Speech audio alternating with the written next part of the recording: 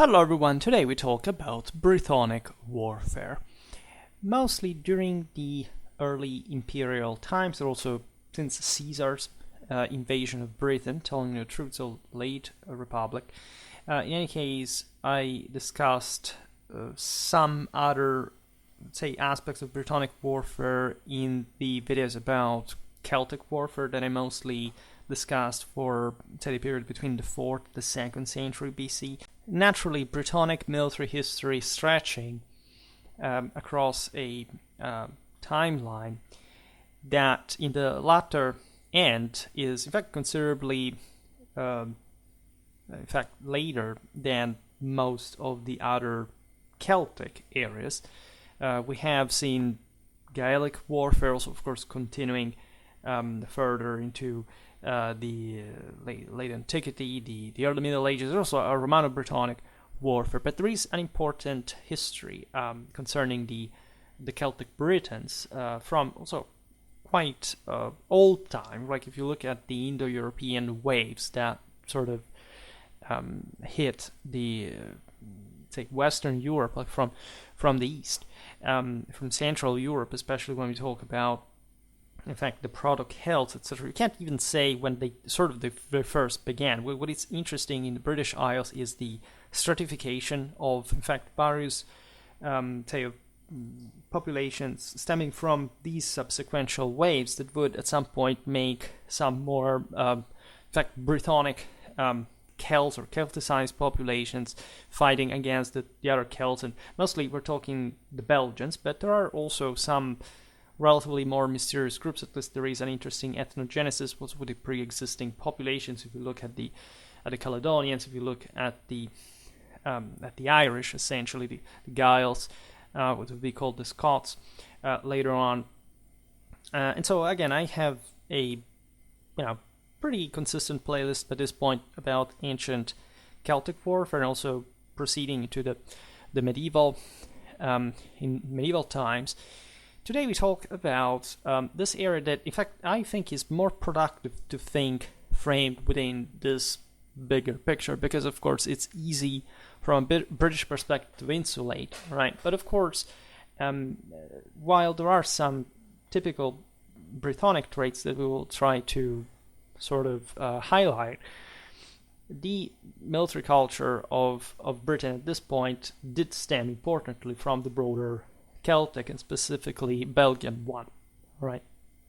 And this era we have to say it immediately. Today, talking, by the way, about the early imperial times, we will also appreciate Brythonic warfare through the contact with the Romans, also because it's essentially the only information that we have practically about their tactics, their general military history, aside, of course, from the archaeological finds that, again, tell us something in terms of material culture, of course, of how these guys did not essentially differ, like, technically throughout the entire Celtic world, much one from one another, right? I know it's fascinating that to think of classifying or categorizing of the differences, like it's just like this wargamistic idea of gotta collect all the informations about the characterizations, the tags of all these different shades of this thing.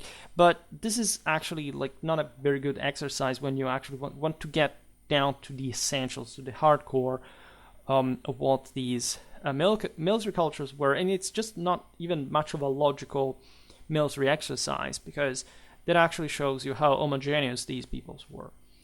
Admittedly, however, Britain displayed some features that, as I was about to say, are also for anyone that I understand are maybe national feelings, of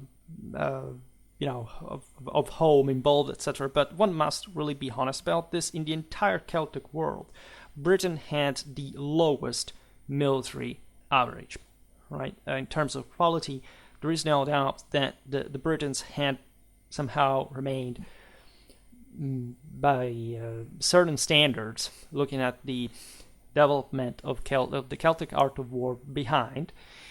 And the reason being obvious, like this era's in Northern Europe, sort of more isolated, with less resources, were unavoidably less built up. The primitiveness of Britain was importantly connected with an important ancestral traditional, belief and say knowledge that was held and was recognized also by the Gauls, for example, to being held in the Druidic centers of Britain. That was really this sort of edge of the world, this mystical land of spiritual cultivation, and by some standards also more heroic type of warfare, surviving from the older days. This is something you can appreciate at so many levels today. We do not get really in the ultra hardcore detail for all, especially all the religious and cultural aspects of British warfare. They are admittedly very fascinating, right? But it's something you can appreciate throughout also the rest of British, the British history. Of one of the Celtic fringe from a military point of view. We've seen it for the Giles, like the very primitive, conservative, traditional mindset, right, revolving the idea of the hero, of the war chariot, the use of this type of mounted warfare, in parallel, of course, with cavalry. What is fascinating, apparently, is that actually the most developed cavalry proper tradition in Britain was held by the Caledonians, not by the Southern Britons. And I'm not going to explain exactly what this is, but it's, if you look at the sort of more clanically feudal character of the lands of modern Scotland in a historical perspective, we've seen it even for the Picts. The prevalence of the importance, the significance of a mounted elite, right, is more marked in the south, where especially from the Belgica, the Belgian tribes, that were actually the toughest of all the Celtic world. There was this sense of somehow rude, primitive, egalitarian, individual hardness, right, of the infantry, etc. In Britain would be tempered by the fact that this was a sort of a fringe area. Like the Belgians would emigrate routinely toward this area, but it's not different from the way, the Normans would, the hungriest Anglo-Norman barons would go to Ireland to create like a seigneury in the middle of this far western nowhere, right? That is not much the chance for the most accomplished, but rather, what can be left for the relics. So actually it's fascinating to see how across the channel you have this stark divide in terms of literally the lowest and the highest quality, respectively the Brythonic and the Belgian one of Celtic warfare. All right. And the Belgians were very much infantry-based, so that's why I said, like, even when these guys would settle in Britain, they wouldn't have much of the chance of maintaining such a, strong, let's say, of producing a strong mounted corps, even though the chariots were important. And if you look down in comparison to the infantry, you realize, as also the Romans said, that, of course, the Britons were mostly infantry, right? The reason why this was not happening in Caledonia is another story, but it has to do also with the certain weaker of the infantry compared to the cavalry. But I'm not going to digress specifically on this. I made a video about the Iron Age Celtic chariot, and we talk about Gaelic warfare, so there are lots of parallelisms that can be drawn. But let's talk the Britons as a whole, including the Caledonians in the account, and truly we will make other videos more in depth on the topic. I made also a video about the Battle of Mount Graupius, but it's a blurred one when I have to re-upload with better pictures. That, if you're interested just in the lesson, that's actually the most important thing. You can listen to that. It's public, of course, like all the stuff I've ever done.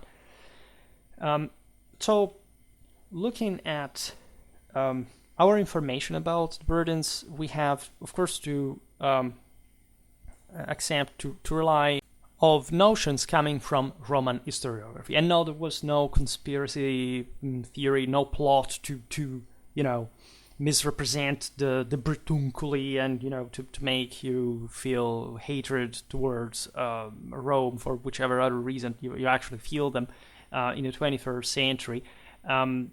The information we have is pretty accurate. It sort of makes sense. It's all basically the information we gather, we see constantly from ancient historiography, matching perfectly with archaeology and telling us a big deal of military logical things. And of course, the Romans were, say, not particularly fascinated with the Britons, mostly with Britain and the idea of, again, this land that not even the gods in the mythology had ever set foot in, because it was at the limits of the world, and the Romans instead did so, right, and also took it over in a embarrassingly easy way.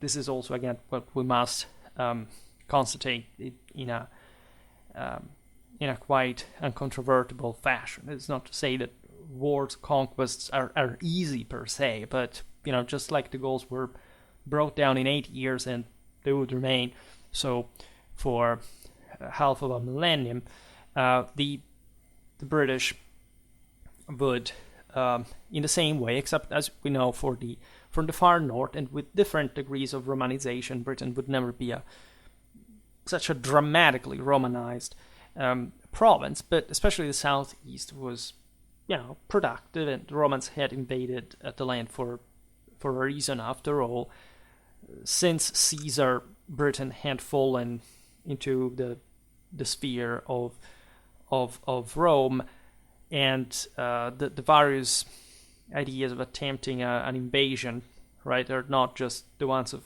Caligula and finally the enacted one of Claudius, were just in the air, just in the broader balance of the Roman Empire, the political and strategical vision of the Romans. Britain was not like a particularly vital land in the first place.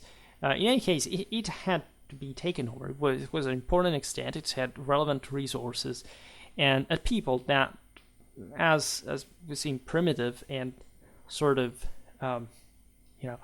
relatively disorganized as it was in front, at least of the Roman military, did manage to provide with some significant resistance and to attempt later also successfully to a degree some revolts, but at the end of the day being crushed by Rome without much that could be done about it. So Cassivellaunus, leader of a federation of tribes that would be later known as the Catuvellauni, so one of the Belgic people who lived essentially in today's Hertfordshire. So we are, why Caesar invaded Britain, right? This is just like the first raid into Germany was essentially to deter these people from interfering with the Roman operations in Gaul, which actually succeeded clamorously well, and allowed, in fact, this other external peoples also to fall within the Roman orbit ever since.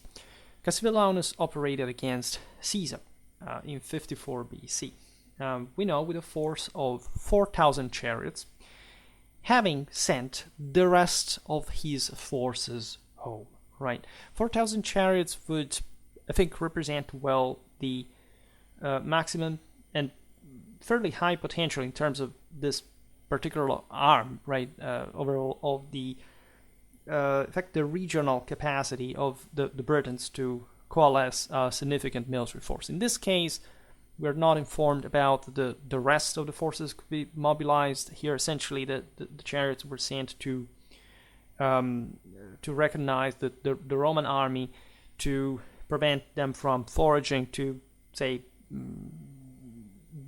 dissuading them from taking further steps, right? But we had to imagine like a full involvement, right? We would have seen probably something like, I don't know, 4,000 chariots in a 30,000 army, if in case of major field forces were to be mobilized for a major engagement. Not much more than this, right? The total armed strength of the southeastern tribes that Cassivellaunus controlled could be guessed at much more in the sense that if every freeman was owed military service to some degree, like you could count even as far as, 80,000 men. But aside from the fact that in this saying the account of the actual forces mobilized, we have to distinguish between the war bands, those chieftains and retinues that were much more into the joining the fray as opposed to having a more peaceful life, and in fact the rest of the population were mostly farmers without even too much of a personal income to participate on the long term, like to a campaign, and without much of a collective training, which was surely defective given the sort of particularly unstable, like political groupings existing in Britain. Yeah, you can think even of 50,000 men like as a broader, let's say, force could be mobilized regional wide, but even in terms of tactical control, like 30,000 for the Britons seem, the best of their functional effort. All right. When you read, for example, Boudica, the famed queen of the Iceni, yet another population of the southeast, who rebelled against the Roman rule in Nero's times, she's said to have brought, in fact, not an unlikely but an impossible 200,000, right, of Eastern Brythonic and essentially also Midland tribesmen against the forces of Suetonius Paulinus in 61 in the showdown against Rome that, as you know, culminated in a oceanic bath of blood from the Brythonic side, and that cannot be surely seen as a realistically. I mean, not even during the migration either. Find 200,000 people on the move for whichever reason. You can't think of a rebellion locally that would involve even hundreds of thousands of people to Boudica's cause. But again, here you see that there is no conspiracy because we know it's just impossible. We have means to discern what is politically, strategically, and logistically feasible. So when you think about these armies, especially like in Boudica's times, it's also clear, like from the description, that lots of women and children march, like in the army, together with their men, right? Their fathers, their husbands.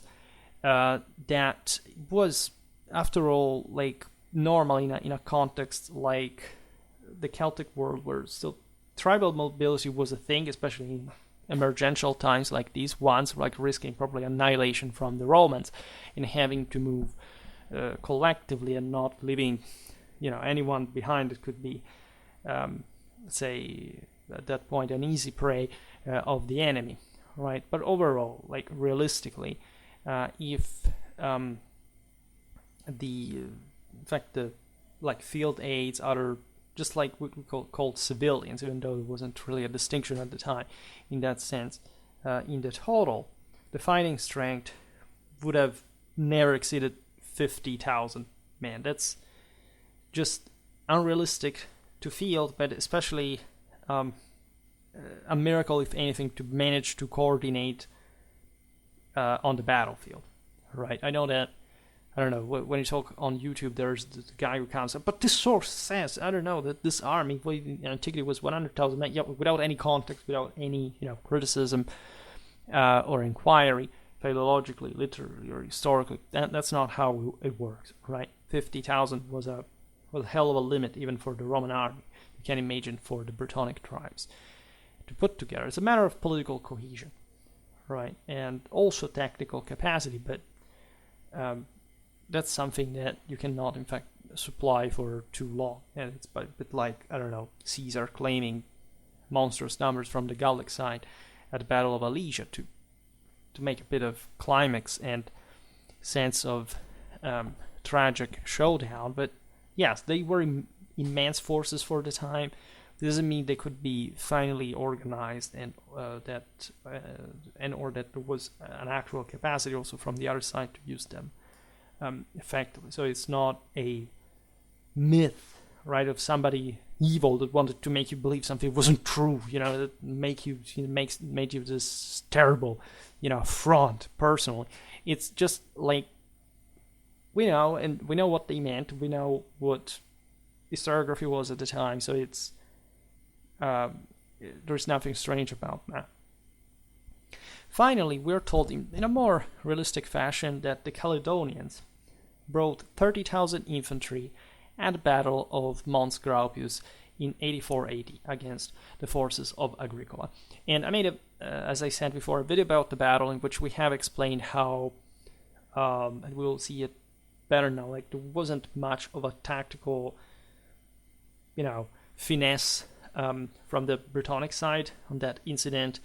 Essentially, the Batavian auxiliaries of the Roman army took down alone, right, without even the intervention of the legionary infantry, the entire army, chariots included, right, and with displaying a military quality that was much higher. These were Germanic tribes that were sort of tougher than the Celtic ones. The Belgians had been somehow the Celto-Germanic people that in part owed their strength to the fact that constant wars on the eastern front with the Germans that were trying to push into Gaul, and the Belgians being even, again, ethnically, demographically a bit of the product of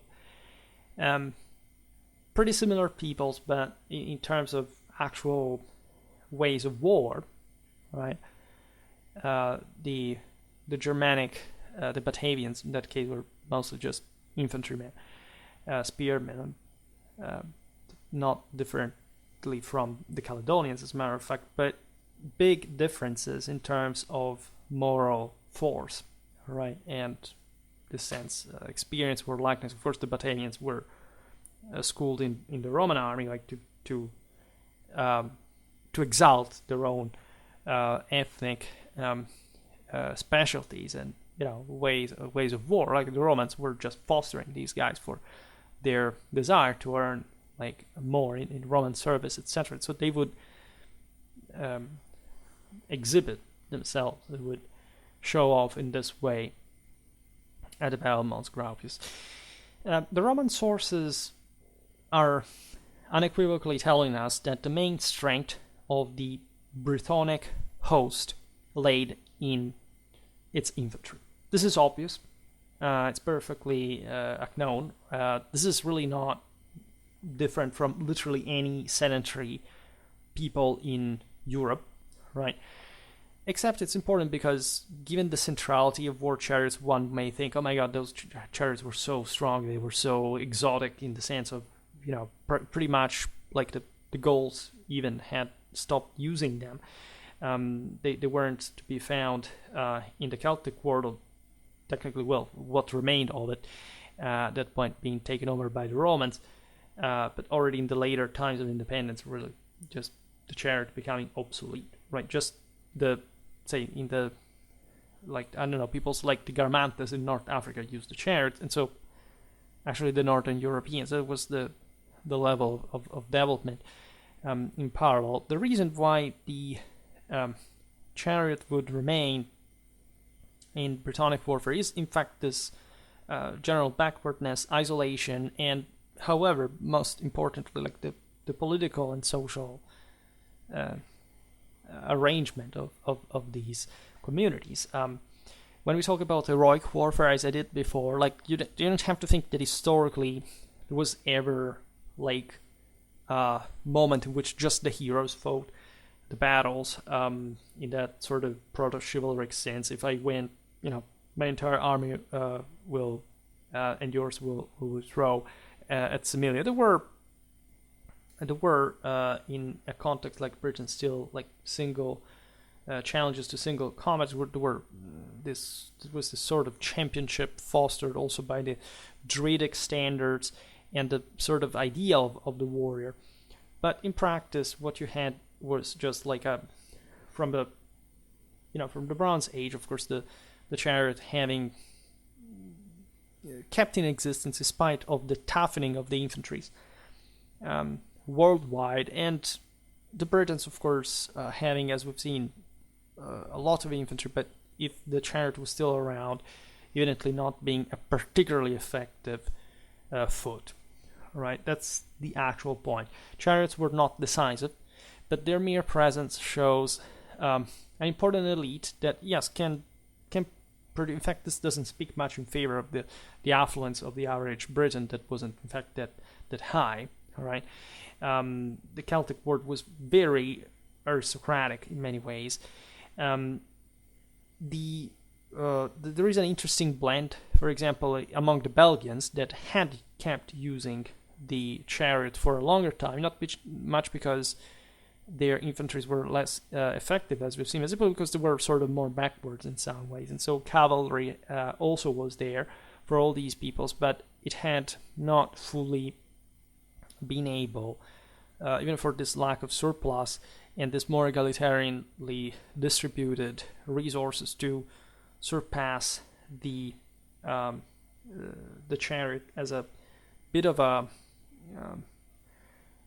also a symbol, if you want, of prestige, right, and power. And these British chariots were still, like, if they, as they were used, they were still effective, right? But they were overall not the indicator of particularly advanced, art of war just per se, right? As we will see now, tactics were fairly simple after all. They couldn't really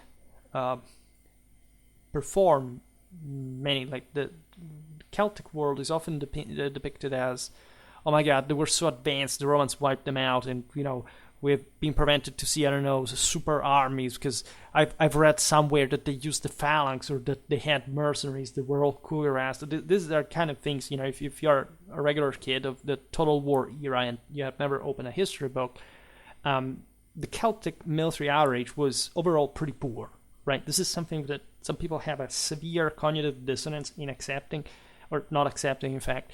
But it is what it is, really. And also the concept that cavalry would have particularly, like Celtic cavalry would have particularly been a thing in terms of quality, is actually not the case, right? The Celts, in particular, the Gauls, were obsessed, there is no doubt, with horses. They cared very much about having them, ready for combat, etc. But their social system did not allow for an effective collective training. There weren't properly the centralized resources, right, to field large numbers of, in fact, homogeneously drilled cavalrymen that normally were stationed on the wings, right, and made up by groups of even single horsemen, right, from the various tribes that could participate with, 10, 20 men at a time, depending on which they were, but let's say coming even from within the same clans in a very scattered, sort of unfamiliar ways from one another, right? And that's not how you go at war. Like, literally, cavalry needs a radical degree of compactness, order, drill, discipline. You need to rely on everybody involved. If you do not even know who's the guy on your right and on your left, as it was the case in Celtic armies on a regular basis, you can have, don't get me wrong, very individually skilled warriors, but without collective training, you're just going to be massacred by, in fact, a collectively trained force of professional soldiers that do that within, like, a permanent military, like some continuous drill, and so on, right? And this is the case why, as we were seeing before, like even on foot, like, the Batavians kicked the Caledonian ass of Mons Graupius, right? There is no mystery behind that. It's just like the hard truth of the story, the variation in moral force, depending on the various circumstances of the battles. None of these battles were to be given for granted.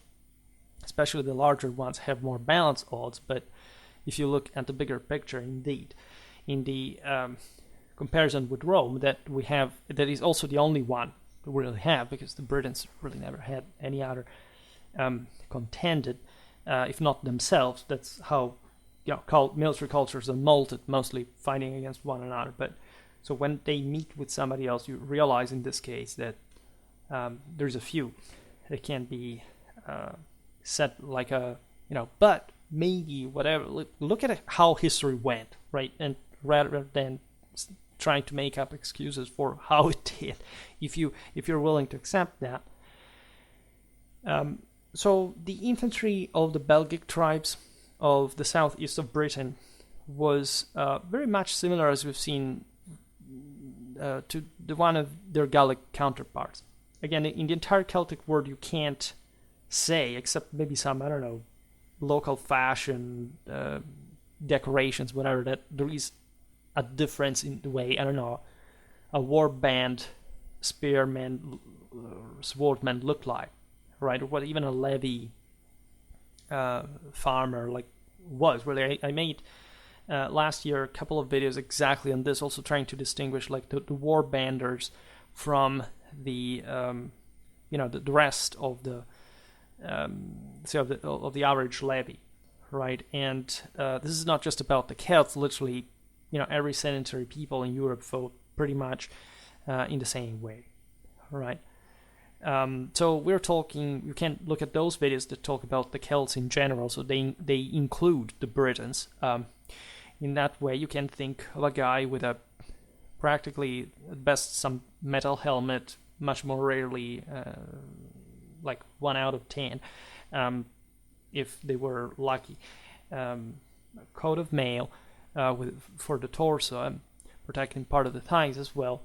An oval shield. The issue of the swords is a bit complicated, so the warbanders would have had more likely like swordsmen among them, but primarily relying, even for the toughest champions, on the spear first and foremost. And so a spear that could vary in type, but that like with another couple of spears / javelins to throw, right? Or even just two of them in total, right? This is a warrior, and it's pretty much the same all over Europe and the Mediterranean and beyond to some extent. So it's really like the same in many ways. The average Brythonic, say, levy spearman would have been a guy habituated to his fair share of violence, of cattle raiding, of cutthroating, rape, whatever. Let's say what is typical in clanic tribal warfare on a regular basis, and that sort of kept up the minimal standards of these levies. That would be some sort of more, in fact, professional, permanent force in the household of the great rulers, of the chieftains, of these reges, as the Romans called them in an unspecific way, that were habituated because they were maintained by their lords, who provided them also with part of their equipment, their food, protection in general. With some important collective training, esprit de corps, we can think about retinues of several tens or even more of these guys that were a bit like the pros of the situation, that would also be, I don't know, as young men being fostered as another chieftain's household would have been raised like in this incredibly as traumatically violent let's say initiatory process. They would have started as squires of some sort. They would have been fostered with the other kids in this pretty violent, vicious activities of starting their own war bands, beginning selling their services around, joining in the violence. There were all kind of practices also, beast warrior approach for the Celts. Like, everybody thinks just that the Norse Germanic tradition had this, but literally every single European people at some point had it. The fact that the Celts are a bit less documented than the Germans, simply because they were taken out largely before the Germans were also gradually Christianized by themselves, when, of course, also at some point brought down violently, but in their resistance. That allowed us a good millennium of Germanic warfare, like from the primitive prehistoric background of these times to eventually like chivalry in a way that we do not have for the Celts, unfortunately, right? But something similar was out there. Again, I talked extensively about this in the videos about Celtic warfare. There's a playlist, you know where to find this stuff. One note, which may derive just from the fact that, you know, source says so, or, you know, we don't hear of the opposite otherwise, is that the Britons do not seem to have made a great use of archery, right? I've always been skeptical about this because it's the same thing you hear about Gaelic warfare. It's like, I don't know, even the Anglo-Saxons later, the Normans had them. Okay, there are some trends, it is true, but let's say we do know, of course, that the Britons use archery. However, right, what this note means is that, of course, archery may have been used in a less collectively systemic way than other peoples, right? There is all a debate, as you know, for the ancient world whether slingers or archers were the best. I recently made a video about the Cretans, you know, that actually the slingers were in some cases thought to be even superior to the archers, right? But the point of these weapons is not much them per se, but first of all, which kind they were. Because, for example, also the longbow was around, as it had always been since prehistory. But the point is that in order to have good archers, they must be, also in this case, collectively training, being able to carry out a volley zone fire, let's say, that can be used in combined arms with some troops that can charge and withdraw, orderly, etc. And again, the Brythonic cohesion training does not quite allow for this. So that you instead find much more frequently slingers named. So these guys maybe were excellent marksmen, in considering maybe the average levy slinger you could find elsewhere. But first of all, they're just light infantry, so they barely count much. And secondly, they act a bit more individually. And as such, it would have been easy, like for people that lived of cattle, as shepherds, etc., like to just have this hobby and knowing how to kill some animal or person with a stone. But that's not something that at the end of the day will stop more than maybe the average unlucky Roman with maybe a less upkept gear that had some internal trauma because a brittonic stone hit his helmet in a soft spot, right? So you don't stop, in fact, legionnaires with that, nor the same Brittonic heavy infantry. I mean, this distinction between heavies and lights, I insist, as you know, very much on, because for many people, heavy, light is also like there is a medium in between, because they think it's just a different degree of armoredness, but it is a matter of how much the ground can be held by a unit over another, and that's what in relative terms makes the difference between heavy and light, right? The capacity of engaging on the same footing. And to finish the thing on the bows, frankly, I believe that actually archery was more common than we think in Britain. Just it's maybe over the sling something more technical, a bit more refined in the way it's tactically employed. I made some videos about ancient archers, in fact, not just the Cretans I was talking about before.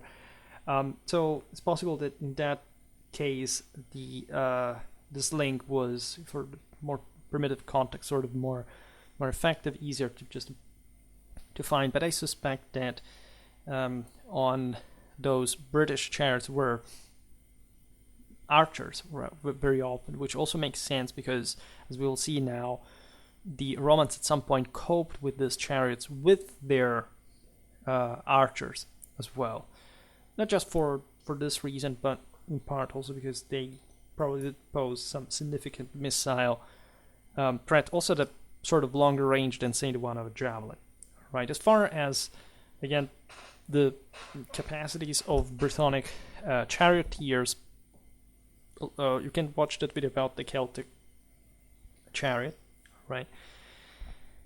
This video is not dedicated to the single Brythonic units or, battles, whatever. We will do, time allowing, each one of these separately. This is just like a broader intro on Brittonic warfare, and as we'll see now, the way the Romans coped with it, right? So it's just a general overview of the same. It seems that like in fitting the broader sense of Celtic rush and either break the enemy or break yourself, like the Britons fit the stereotype, right? We are told that the Western Britons that were less developed than the Eastern ones, on average, in fact, those areas would remain also a bit less Romanized, later would be a bit wilder, made a particularly consistent use of this link, meaning that essentially their infantry was ever less capable. They resorted mostly to skirmishers, to missile, rather than the heavies, right? At least in comparison to Easterners.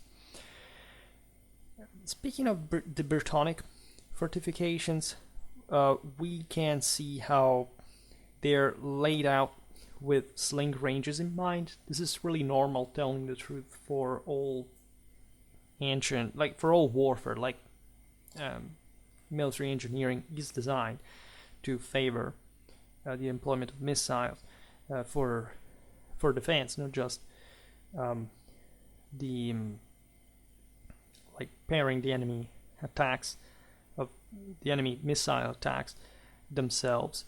Of course, you have to think this missile troops being quite typically necessary to suppress the defenders on the hill forts walls during the attacks, right? So siding constantly, you see that's where heroic warfare comes into play. You have these heavy infantrymen, like all clad in iron, acting as the stormtroopers, as in every context really, being covered by these missile forces, right? That are, you do not really need too many other melee forces, right? Alongside these guys, or at least the average Brittonic infantryman is pretty is a guy that can switch even to skirmishing much more frequently than you would see even in another Celtic scenario where this was let's say, well, skirmishing was just one fundamental part, especially from the side of the youth, to prove like there was all segmentation in terms of wealth and age, also being connected, like the first being connected to the latter to the measure of loot, right? And success. We were still alive, of course, in the process. But again, the lightness of Brittonic infantry as a whole, right, or at least the scarce homogeneity of the Brittonic infantry ranks, qualitatively speaking, is quite out there. The Western Britons do not seem to have been so keen on a stand-up fight as we've seen, compared to the further east, where the greater settlements were, because of the greater amount of agricultural resources, of political compaction, of contacts with the European continent, right? So that's where power laid, and the best of the Brittonic military was, right? So of course the Britons would fight against one another regularly, and these groups in the southeast would historically just throughout the English history later on, try to hegemonize the rest of Britain. All right, it was difficult at this point in scale because also the southeast was importantly fragmented, right? But there had been some push towards the west in this wilder areas, or north, like in in the Midlands that had represented a bit more the rebels, right? And as such, were also lighter, more guerrilla-oriented. This is the situation that the same Romans, once taking immediately control, of course, of the southeast, it was the most important and the real basis from which conquering the rest of the country would find out themselves, right? The Westerners, in this sense, preferred also sudden raids as their general strategy. They were also much more into ambushes.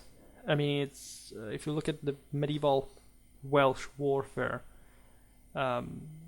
content, you will see how certain things almost never changed across the millennia.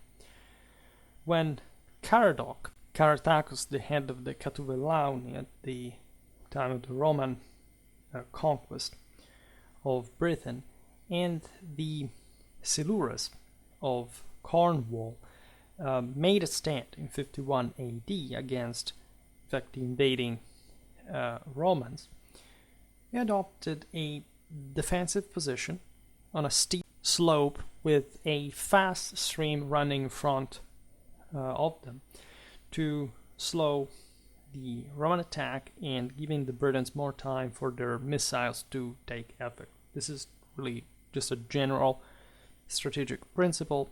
You put some defense between you and the enemy. You try to slow him, to bog him down, combining this with your missile counter-attacking capacity. There is, we've seen it also the Battle of Mons Gropius, this tendency of having like a high ground to retreat up into like to escape, like especially considering, well, in some cases it could turn out in a trap, because if the enemy surrounds the hill, it's over anyway. But these guys are lighter on average, and they can sort of outrun maybe the heavy legionaries, even though when you are broken psychologically by the end of the defeat in battle, you're sometimes just letting yourself being killed. Like we know it factually. We've seen it recently. What was that? Case in which even an elite unit, actually a cavalry unit, yes, those were some Mamluk infantrymen that chased uphill some Mongol cavalry that, however, was broken because of the battle, and have this disproportion in that. But the general idea of these peoples also, not just in a tactical sense, but just in the way they would get on that field from even very far away places, was to run back home, right? We've seen it for the Welsh, medieval Welsh warfare. These guys were not that, again, cut for open field engagements. Would try to avoid them.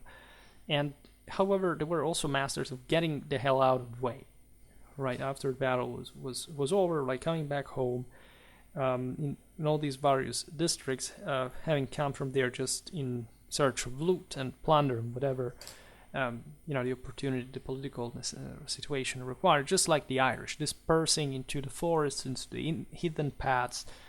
And this was a way to, especially if you were light and you knew how to run, could sometimes be really life-saving. But after all, this also reflects the aforementioned lack of cohesion on the battlefield in general, and the fact that you're always one step away from fleeing.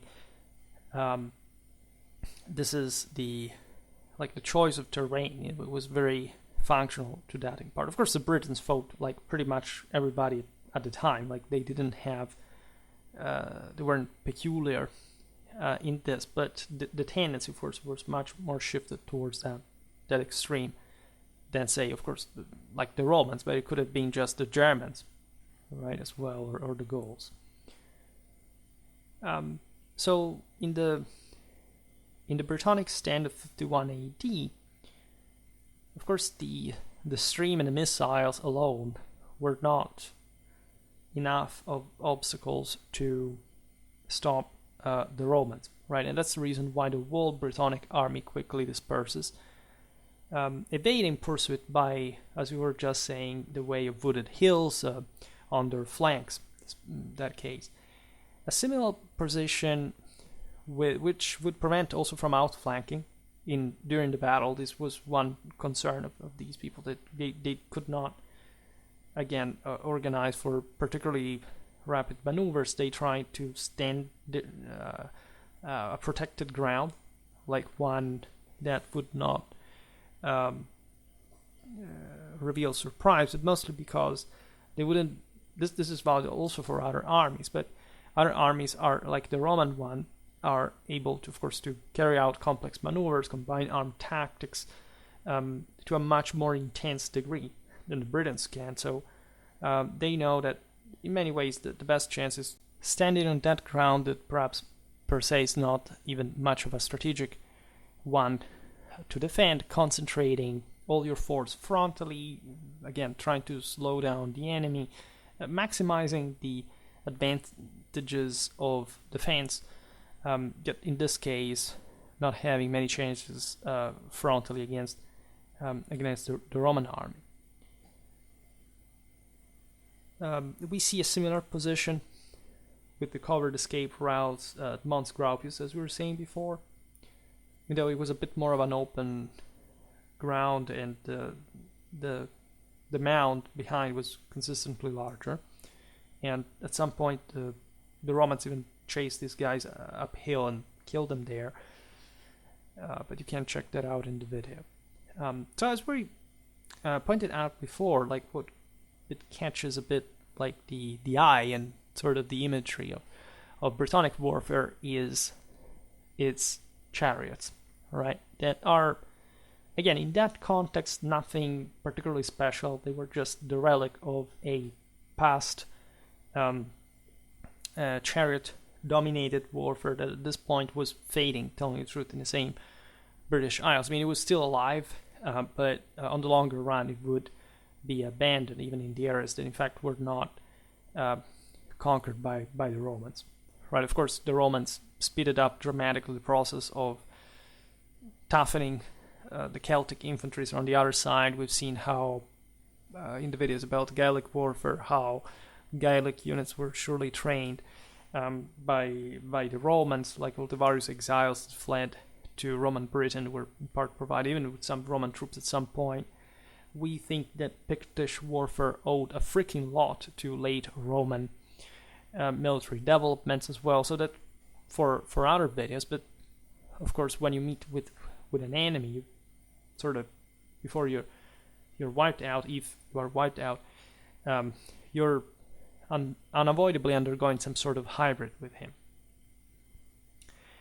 Predictably, the most popular location to use chariots was in the southeast, right? This doesn't mean that the southeast was sort of less say developed than the rest of Britain because the others used less chariots. It's in that case lack of resources rather. In the southeast you have flatter grounds, sort of also tidier ones.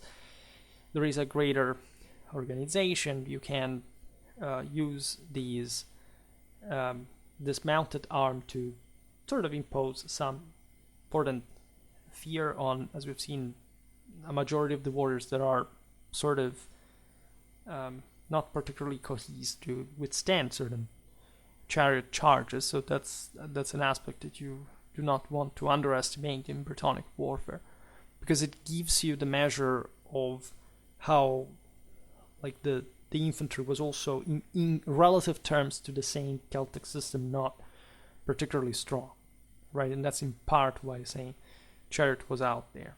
Again, peoples like the Belgians were tougher, were capable of already, as individual warriors, putting up a significant stand against the mounted elite, right? These guys are sort of a bit more actually of the, if after all, probably of the Celtic type, meaning that especially the areas of Gaul are characterized by some sort of proto-feudalism of sort. Like a few people have the land, the average warrior has actually turned into some sort of peasant serf, right, of these guys working in their estates.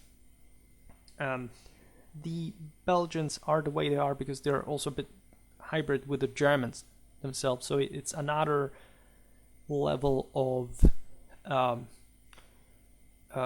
military quality. So Britain, in this sense, in spite of the Belgian input, is much more looking. Even the etymology of Celtic, of Gallic, is much more connected historically in a narrower sense from the sources of the time with Gaul and Britain. Right, that's what really emerges as a truly Celtic identity, especially this late in time compared to other parts of Europe that have been Celtic or Celticized, but do not display the same degree of sort of awareness of this concept of Celticness that is very debated, but that was, at least for the entirety of what we call the Celtic world at the time, very, very loosely actually perceived at the time by the same inhabitants, except in fact for these areas, and to some degree also for these, of course. In any case, the eastern and northern tribes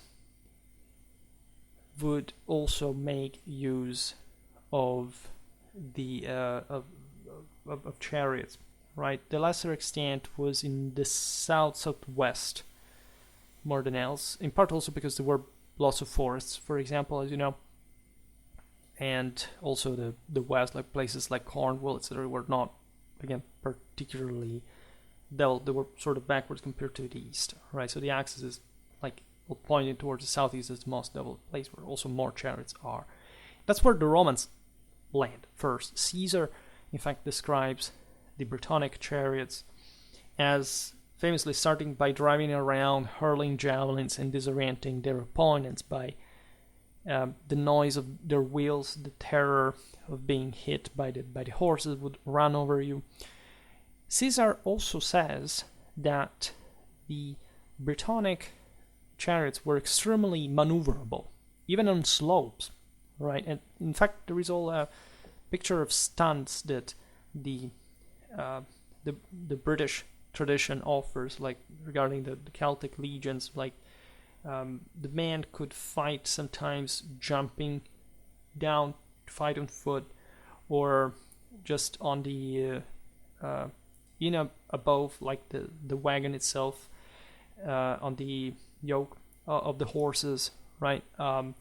There was a dramatic balance they had to maintain. Or this we described as war chariots that were not so big. Like in the east, some peoples had maintained, like the Seleucids, even very late in time, massive war chariots. Those were the areas in Mesopotamia in which, the use of a chariot had sort of been the strongest in a mass structural sense, and the response to the toughening of infantry was making bigger chariots. I made multiple videos about chariot warfare explaining this evolution. Instead, in the northwest of Europe, the chariots were smaller, right? They belonged more individually to single chieftains, champions that would make a much more individualistic use of it, so even running on tougher ground, whereas, say, the large formations of, Bronze Age warfare, which needed, like, very wide open plains, etc. Of course, this is the case. You need a good ground, hopefully, for your chariot anyway, but we are told of some British charioteers being able to, like, also together with another crewman, maintaining an incredibly equilibristic level of balance on some of the toughest terrain. Also because, as we've seen, they could get out of the way fast, right? Caesar observes this, and he appreciates, of course, this individual skill. This is typical of the barbarian, right? There was, however, a concerted use of chariots that is very evident, in fact, to Caesar as well, like the threat posed to the foraging units out there in open field, when the Romans were collecting wheat, and all these chariots appear, that they strike terror, right? And they do act en masse because they have, even without too much order or cohesion, like this capacity of overrunning, as they were habituated to, like in certain cases, like an adequately softened up enemy that would give way, like even infantry at some point. Indeed, these chariots for Brittonic infantry standards were dangerous, right? Infantry was decisive in Britain, but in order to take down those chariots, like in proportion, you had really to invest a lot of manpower with relative losses, right? Also, and this is perhaps the most overlooked aspect of Brythonic warfare, and also British warfare later on. Think about the story of the Anglo-Saxons just riding to battlefield and not having cavalry, whatever, which is not correct, of course. Like, actually, chariots being supported by cavalry, right? The Britons having large, consistent amounts of horsemen proper supporting the chariots and being out there, and having, again, not making the Britons, the Brittonic cavalry, particularly developed one, but combined with the chariots, surely being quite nasty combination. Tacitus describes the Caledonian chariots at Mons Graupis as maneuvering noisily. As well, there was some sort of multisensorial experience. And if we think about the Cardinals, think about how these guys, I don't know, even tattooed themselves with all the, symbolical, transcendental contact with the deity in battle, the sounds, the shouts, the music, etc., was all part of that divine manifestation in all its dread on the battlefield. Cassius Dio describes Boudicca's chariots as drawn by small, swift horses. The British had smaller ponies than the Gauls, right? But these were in part adequate to, in fact, to chariot warfare that was dead on the continent in practice. Perhaps like the Belgians actually would make use of chariot. We were not told by Caesar's times, but it was there. Like, I mean, even certain aristocracies within the Roman Empire, who was talking about it recently in the video about the Illyrians, like, still had themselves buried or cremated with the chariots, with the horses, like with something ancestral. For the same Romans who were absolutely fixated with the symbolism and all. Like, all these people shared all the same identical imperial Catholic traditional universal religion, of course, and the same Cassius Dio tells us that the Brittonic chariot crews hurl javelins. He mentions them breaking up groups of enemy by deliberately running into them. So of course these chariots had a quite impacting shock capacity for, again, wiping out pockets of essentially desperate infantrymen that would resist attentively to them. Again, the chariots were not decisive, but their mass concentrated, and the speed, the weight, etc., in particular situations were just unstoppable, and it would literally smash into the human beings that are also pretty weak things. You can imagine the physical outcome of that. So, albeit the Brythonic chariot was not designed for charging into a solid mass, right? Still, we mentioned before the Seleucids, but also, for example, the Pontics had sights, right, on their chariots. Telling the truth, there is a later source that indicates sights for the same Brythonic chariots, which is actually plausible. Like, we wouldn't know why this is not the case. Like, this is like the thing, the Brittonic, the Brythonic chariots did not have sights. You've just watched Hollywood and whatever. It's like the Vikings with horns. Well, except actually both things are really true. Like, not prevalent, majoritary, or so well described. But first of all, they're plausible. And secondly, at the points they are actually also documented.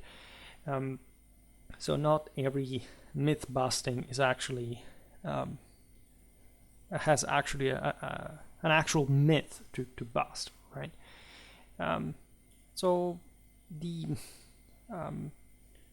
there is all a technicality, as we were saying before, that brings the crews with an incredible individual and dual training, like of the on this single chariots, to determine how they would be able, like, to smash into an enemy formation, to run down fugitives.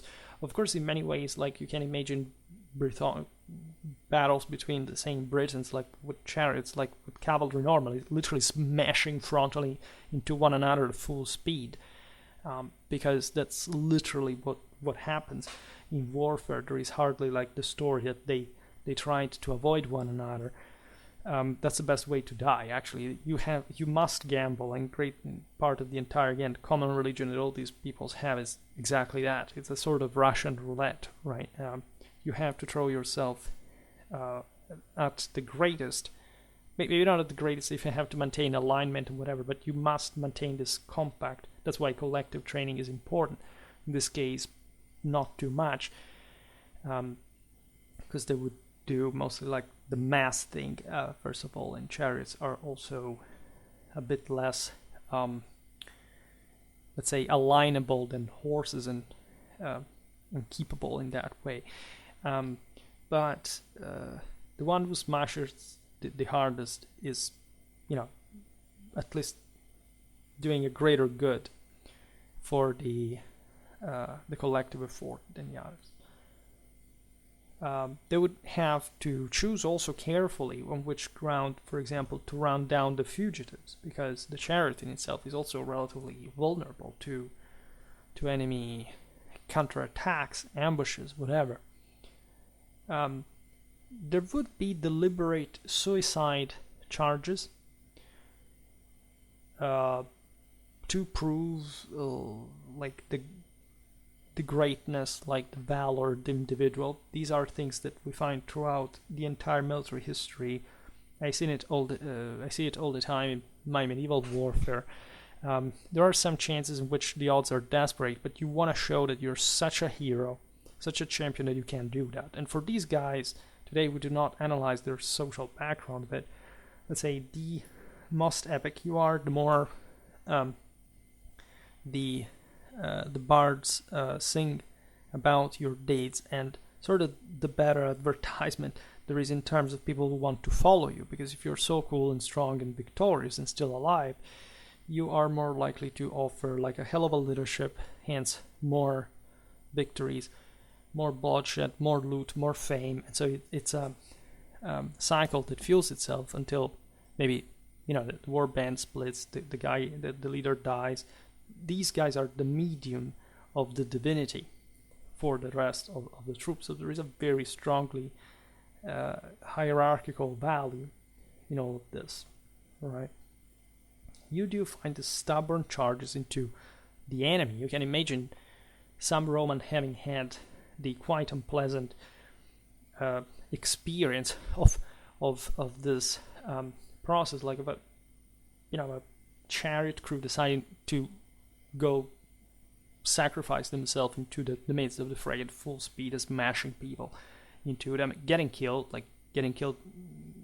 in the crash themselves at some point, but maybe at some point managing to break some important sections of the enemy line, or causing a shock effect to be exploited by other units, as we've seen the same horsemen or infantry fighting at close range. Consider that the smaller the units in this sense, and the more combined the interaction between cavalry and infantry because it's easier at that point. At a larger level, as we've seen, the Britons do have difficulties because they're not trained at that collective scale. Brittonic horsemen were mounted on the same small swift ponies described above by Cassius Dio, thus being again much lighter in type than especially the Gallic cavalry.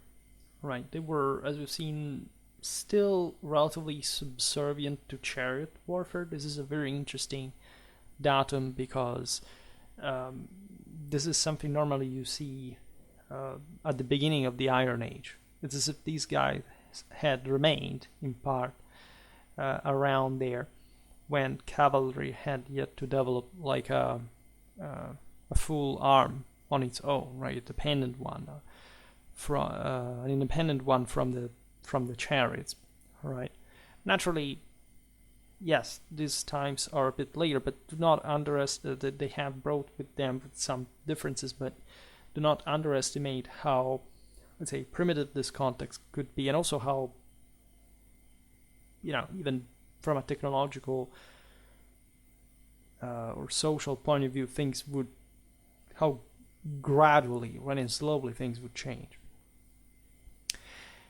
Although less able to write down opponents, these Brythonic horsemen were quite capable individually, and collectively they could at least sting the enemy with a pretty annoying javelin shower, making them effectively some sort, as we've seen with the infantry, of a hybrid between heavy and light cavalry. In this case, they were of course excellent to attack the enemy flanks or pursuing routers, right? They were also like the best for scouting because they were so light. They were able of carrying out this hit and run tactics. So again, they make very good cavalry for that role in a Brythonic context. Naturally, there are much better cavalries of this kind that the Romans are levying from other subjected peoples, right? That the Britons will not produce, but some sort of, mostly infantry. Again, a pretty anonymous quality, we could say. In any case, again, for the context in which they were developed, they would carry out their job in a dignified way. The advantages of such Brittonic cavalry were maximized, their disadvantages minimized by, again, depending essentially and cooperating in very close contact with the chariots, right? Some sort of retinue of the same charioteer, right? Not always, right? But the thing is, we've seen it for chariot warfare again at the beginning of the Iron Age. There is a moment of passage, like properly of fighting units as single lances, like where the chariot is supported by horsemen, right? And this is what you see in Britain as well. The success of this tactic can be literally palpated when reading Caesar's Commentari de Bello Gallico in the exasperation, in the frustration, not really being able to cope with this mass, and this is something that you feel from the Roman side. Of course, the Roman supply lines were stretched. There were all the difficulties of the context. The Britons were historically to be overwhelmed by the Romans without too many complements. But in this case, of course, in relative situation, they could put the Romans in pretty dire straits, and also not here the case, but also succeeding, inflicting heavy losses, even, of course, triumphing. Speaking of the southeastern Brythonic hill forts, you could see something very similar to Gaul, right? That the latter land was the most advanced in the Celtic world and was all a trade network that essentially is the same one that you can see in France today, mostly on the basis of the vestige of the reinforced Roman road system that, however, of course, followed the same Celtic one and the one of the the Bronze Age and God knows when, connecting this great agricultural centers in this massive Atlantic plains. Well, southern Britain, southeastern Britain especially, also with the Thames Valley, etc., is pretty much like a continuation of this world. The rest of the British hinterland is wilder, right? The more west and north you go, so you see similarities. For example, the Britons had their own mints. They, it was a very strong contact with the continent historically, right? So that you have important contacts with the Romans aside from Caesar throughout all the fact from his expeditions onwards, and that surely had contributed even to develop a bit Brittonic warfare in some aspects by the time of Claudius. This is something that we'll see perhaps better in other videos. Actually, there's not much of an evidence of this, but it's pretty obvious that, again, leaving next door to this is very underestimated of British history in general, also during the Middle Ages, especially in the early part. Being closer to the greatest power existing at a time where the Romans, the Franks, they were just across the channel. They received massive influence, other than being just client states of these same powers. Excuse me, I drink a little.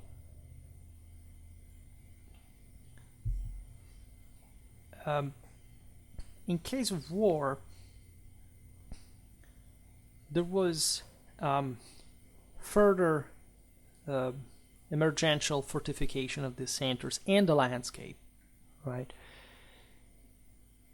Let's put it in this way, like stereotypically, while a Gallic oppidum would be pretty big center, right? Accessible in some dominating position, but still at the center of some wide plains of sword. As you know, like British orography is just much more rugged, right? The land is wilder, there are more forests, it's sort of much more articulated territory in many ways. And given that the Britons were more fragmented and less developed, what this would produce is some sort of enrockment, some sort of further entrenchment of these various centers that may individually were maybe even like lacking a major big ones, right? Historically, even think this in the Middle Ages, basically until the Industrial Revolution, England was London, right? And in many ways, this distribution towards the southeast, we see, is historically there, right? But again, the capacity of creating fortified centers, even small ones, but say in less accessible locations, right? And this is particularly evident, again, for the West rather. I mean, it's just like within the same Britain. The eastern part has bigger settlements in sort of more accessible places with sort of greater ramparts, like what the Romans called the Murus Gallicus in the sense of Britannicus. We will talk about it in some other video. In the West, this fortresses being exasperated to the point of paranoia. We know that the Romans, by the way, there was all a very interesting military history we could make of the conquest of the faraway western settlements on the sea as well, in places like Wales, being quite difficult at a point. These are difficulties that the English would meet later against these heirs of the Britons, really, of the early Britons. Multiple lines of steep ramparts, deep ditches, elaborately protected gateways, like so some very chthonic, telluric outlook, right? But rendered it necessary by the concentrating, the political instability, and so this ultimately fragmented landscape that required every place to take more seriously like its own individual defense, whereas in the southeast you would have a more hegemonic oppidum over some others that were sort of even more strategically built, but that once you conquered the center, you could easily have the resources of maintaining. This is the point. It's not that the Romans, I don't know, it's ridiculous to think, for example, that the Romans wouldn't have the potential to subdue Caledonia at some point, right? The point is that we're not interested because in order to do that, they mostly rely on local resources. It would have cost too much just to spend enough infrastructure and finding the local resources to control, in fact, a land that was not rendering you back that much, right? So the reason why, for example, the west and the north of Britain remain scarcely Romanized, and at some point hardly ever touched by the Romans, is that the Romans didn't even care about them, right? Those guys would remain out there freaking out of the possibility, as it would happen, by the way. That's how the Caledonians were erased and the Picts were born. Historically, the Romans launched massive, in that case at the beginning of the 3rd century, literal wiping out, they erased these people, at least in their political identity, exterminated everyone, destroying everything, right? And on such poor lands, you couldn't really make things regrow easily, if not in a couple of generations, and still modestly. So Britain is in many ways this stuff, right? Also because the Britons among each other are not particularly forgiving, right? They're most radically violent cultures. Of course, as more fragmented they are, the more sort of warlike and active in that sense. They really are. Such hill forts usually had a single path giving moderately easy entry, but at the same time not having really another one, right? Not being accessible even for the nature of the places. Otherwise, most of these brittonic hill forts are protected elsewhere by long steep slopes, in fact, that take a modern man an hour to climb, for example, finish on his hands and knees. And functionally, an army can barely find a way to even decide to attack from that side. That's how, in fact, in the Bello Gallico, we're told by Caesar some fortifications. This is it's in for similar peoples, for the Veneti in Brittany, for example. It is similar with some, even for the sea tide, the stretches of water between across an isthmus or an islet and the coast, make it really difficultly from a logistical point of view to besiege, right? So the Romans at some point, and with all the problems of stretched supply lines, etc., that they had to take their time to still besiege these guys, to try to win them with time, if that time could be gotten. Otherwise, they had to sort out something else.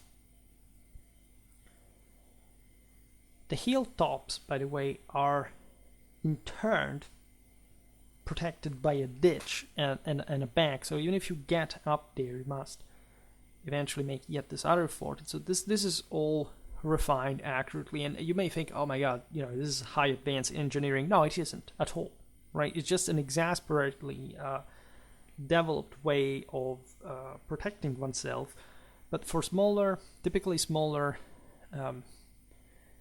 in fact, centers that are in this way, just from a political, even before a strategic point of view, easy to overrun without even besieging them for that reason. And again, think this had been historically been designed as long as the Romans were not around, and at that point there wasn't even much of another way of improving them concretely, given the scarcity of resources, preeminently, actually exclusively for Brythonic warfare.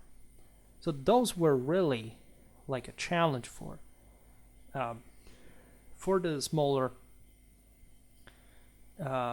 forces that the Britons could could master. But that's also where a bit like the heroic champion trigger would be. Like, let's manage to actually climb with a small party when the enemy sentinels are not awake for some reason. Displacing getting in. And so all the stories, the epos, also the Celtic tradition, there are indicators of this. Behind the ditch and the bank, you would find a palisade manned by slingers.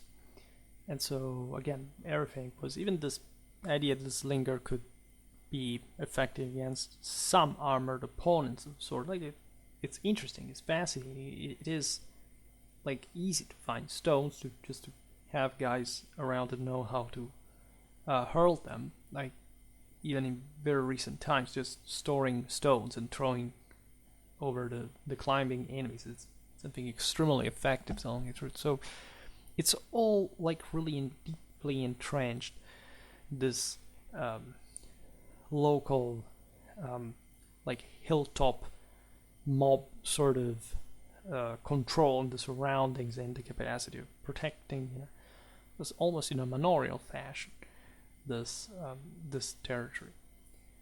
Naturally, these places were fortifications not chiefly designed, at least for people to live in them in large quantities. In fact, most of the population would just inhabit the fields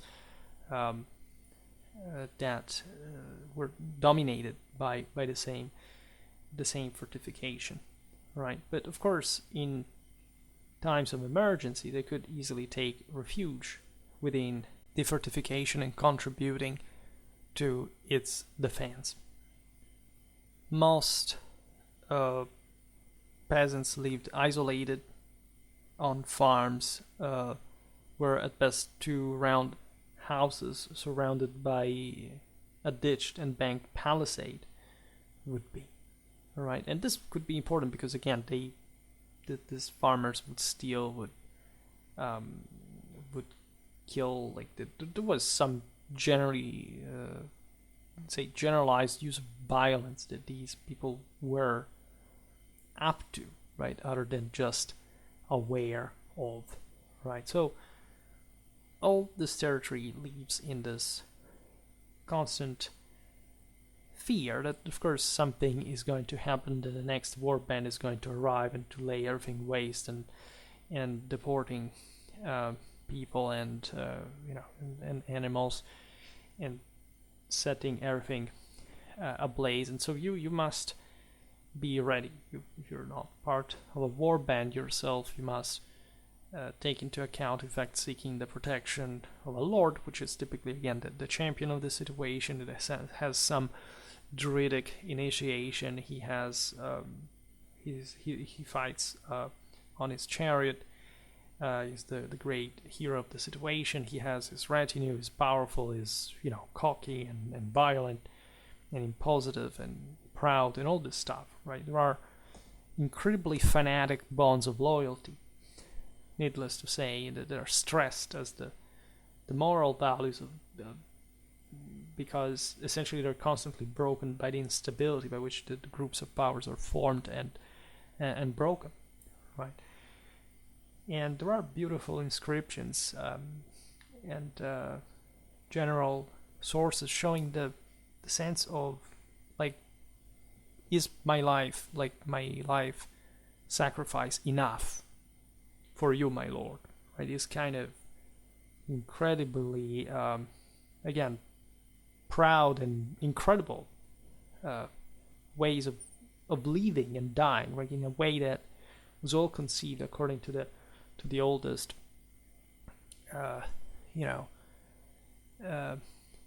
perceptions of the age of man, but just being barely so, like having just left the one of heroes, or also the one of the gods being close. And so we will talk a bit more and better about specifically the Brythonic warrior in some other video, but it's something that must be appreciated in its spiritual dimension before anything else, right? There was all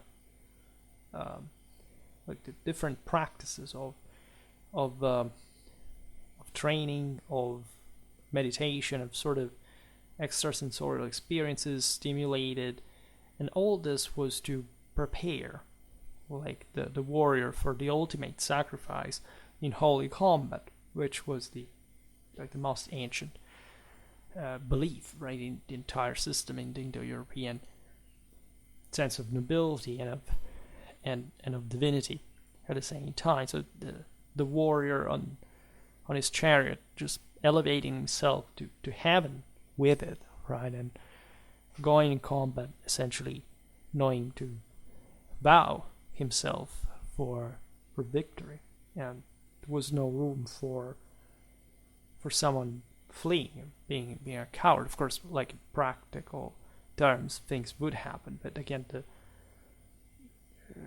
the experience of these people's lives were incredibly remote from anything that we normally can appreciate, including the carelessness for life, in the awareness that there was a broader struggle being fought that was better participated by you just carrying out the ultimate sacrifice than for the individual and collective benefit than you just hiding away. And that's why, again, this sense of the open challenge in direct confrontation, especially if you consider the opposite of all this sort of stinky, entrenched, grim, smoky Oppida, right, is so powerful, because they were struggling to elevate themselves and to break the boundaries of what was possible and feasible. And just thinking in all this, the arrival of the Romans and the game changer represented by it, and just like the shock of the defeat, the shock of the conquest, of the helplessness in spite of the great sacrifice by the side of these people. So, looking at the Roman side, which is of course important, as we are told by them, by the Romans, what the Britons were about and how they coped with them, there are some different strategical, tactical tips almost that we are told by Rome. So first of all, the chariots. That's the first thing that the Romans learned after having landed in Britain, and that's the greatest force that they're immediately acquainted with, right? And also later on. The main Roman answer to Brittonic chariots was having enough good cavalry, right? The Romans, as you know, did not have, like, except for auxiliary forces, much mounted power, but they counted in fact on these foreign troops fighting for them having some sort of decent cavalry capacity. The problem of the chariots was, as we were saying before, for the legions, not the charging power in itself, but rather the maneuverability, the fact that these were sort of big, relatively wieldy things by the Brittonic side that could outflank, for example, the Romans with some important mass. And at that point, aside from outflanking an enemy is a problem for him in any way, whether it's chariots, horsemen, or infantrymen. And in this case, that's what the Romans fear, also because they are outstretched, right, in Caesar's expeditions, and they have this constant problem of foraging, right, of supplying the army, and the Brittonic chariots have an easy play at that point. So Caesar, in his second expedition, had brought himself from the continent 2,000 cavalry, which, however, if you consider the 4,000 rowing chariots that the Britons were sending against him, together with the supporting cavalry, were not enough, right? So what the 2,000 cavalry that the Romans have managed to do is holding the enemy um, through a close infantry support. Right? They were not enough to overwhelm the Roman foragers and communications, because those 4,000 Brittonic chariots plus supporting cavalry were too much of a concentrated force, right? And so when the chariots came close to the Roman legionaries, supported by cavalry, the chariots, even with their own support, wouldn't have stand much of a chance, because the enemy cavalry was enough competitive, and just the Roman heavy infantry was superior. Like, again, the infantry here was the decisive arm for everyone involved, right? And Roman infantry was not Brittonic infantry. Now, speaking of the Roman conquest of 43 AD under Claudius, we see much better supplied Roman forces. They know essentially how they have to cope with the Britons that have been a client state for quite a long time. They have an idea, they're informed politically and strategically on the situation.